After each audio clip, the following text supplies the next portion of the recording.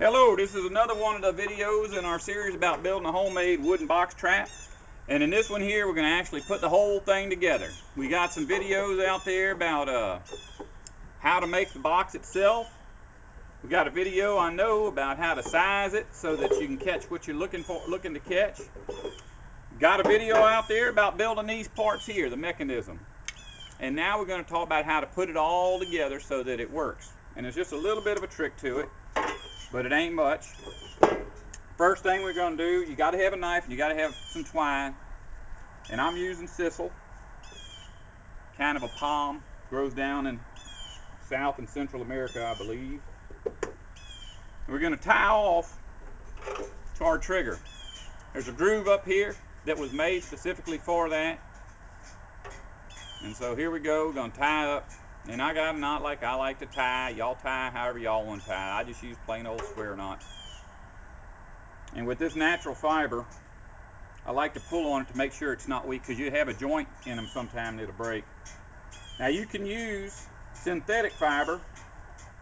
I'm just not a synthetic type of person, but on top of that, natural fibers have more friction, so they'll hold to what they're tied to easier. They won't slip.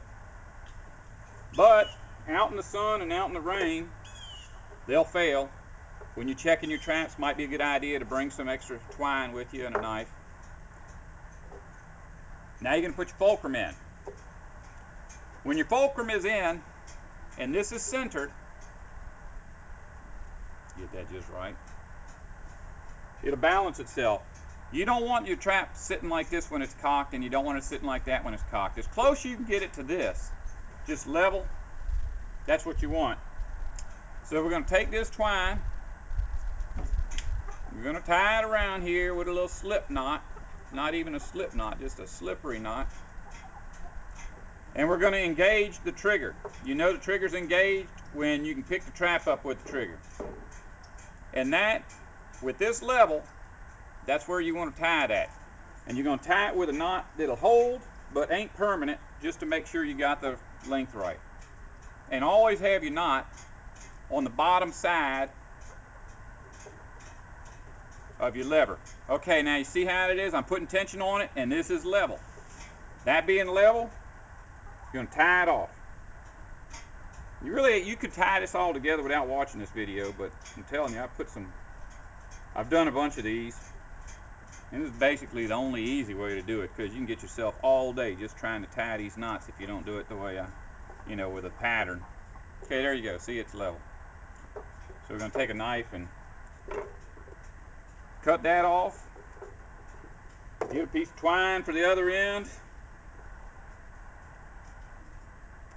Cut that.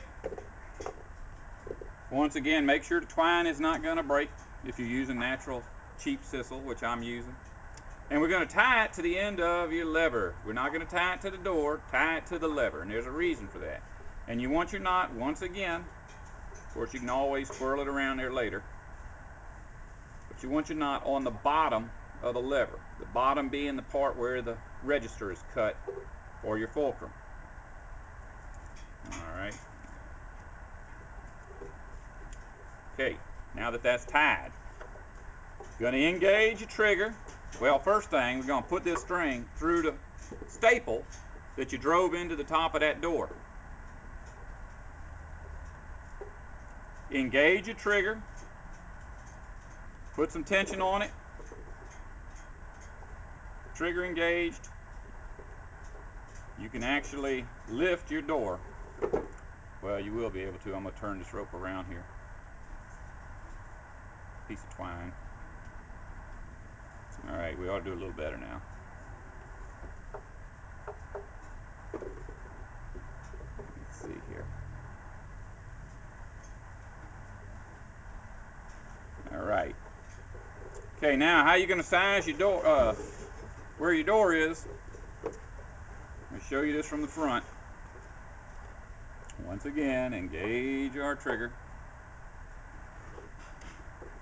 With the trigger engaged, your lever on top should be level. You pull your door up until the bottom of the door just barely clears this down here. You should just barely see it coming through under there. Okay, that's how that's going to set. With it in that position, you're going to put you a knot, and you're going to make sure just to put it where it'll hold but not be permanent, because you're probably going to have to untie it and tie it again. Actually, you know what? I'm satisfied with that. Even though it's hanging a little low. Well, let's see. We maybe lift it up a little bit.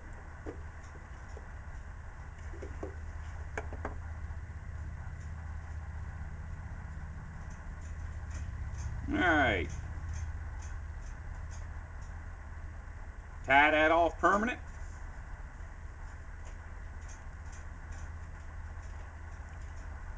Put it back up. Engage your trigger. And the door should hang till just barely below the top of this bar right here. And that's actually a little bit low, but it'll work. Once you're done with it, oh, and here we go. This will help a little bit too. All right. Cut off a piece of twine.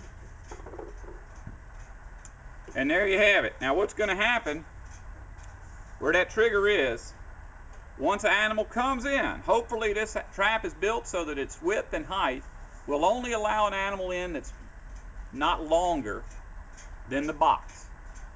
You want that animal's nose, when it's pushing that trigger, you want his tail or his butt end inside. Even if his tail is hanging out, when that board hits it, he'll jerk his tail in. But this is what's going to happen. Well, that ain't what's going to happen because I got my finger in the way, but I'm going to show you what'll happen. Hold on, just one more time. All right, it's ready to go. Animal hits that. All the guts come out of the trap. This ain't in, this ain't in. The only thing in is the door. You can go out there and get your animal out, and this isn't even in because that's just sitting there. But that being like it is, you can now get your animal out, take your trap, put it up, and store all the goodies on the inside of the trap, and you are done. That's your trap. Now go out and set it, and as far as what you're going to use for bait, plenty of websites to tell you how to bait a trap for whatever you're trying to catch.